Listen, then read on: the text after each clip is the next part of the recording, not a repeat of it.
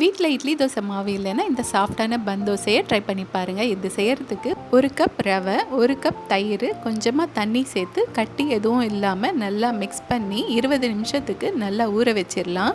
இது ஊறட்டும். இப்போ இதுக்கு தாளிப்பு ரெடி பண்ணிக்கலாம். ஒரு கடாயில் எண்ணெய், கடுகு, உளுந்து, 1/2 டீஸ்பூன் சீரகம், 1/2 இன்ச் அளவு இஞ்சியை பொடியாக நறுக்கி சேர்த்துக்கலாம். இப்போ பொடியாக நறுக்கின பச்சை மிளகா, கருவேப்பிலை, ஒரு வெங்காயம் சேர்த்து நல்லா வதக்கி விட்டுக்கலாம்.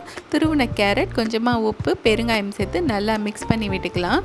இது 1 நிமிஷம் நல்லா வதக்கிட்டு ஸ்டவ் ஆஃப் பண்ணிடலாம். இது ஆறட்டும். அதுக்குள்ளே நம்ம ஊற வச்ச ரவையை மிக்ஸி ஜாரில் சேர்த்து நல்லா மையாக அரைச்சி ஒரு பவுலில் மாற்றிக்கலாம்.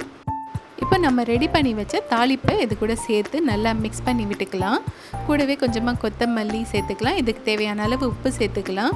நீங்கள் விருப்பப்பட்டால் இதில் பேக்கிங் சோடா சேர்த்து தோசை சுட்டுக்கலாம். இப்போ ஒரு கடாயில் 1 டீஸ்பூன் எண்ணெய், கொஞ்சமாக எள்ளு சேர்த்து கரண்டி மாவு ஊற்றி 2 பக்கமும் லோ ஃப்ளேமில் வேக வச்சு எடுத்தால் நல்லா சாஃப்டான ஸ்பாஞ்சியான பன் தோசை ரெடி. இது தேங்காய் சட்னி இல்லை கார சட்னியோட சர்வ் பண்ணுங்கள், நல்லாயிருக்கும்.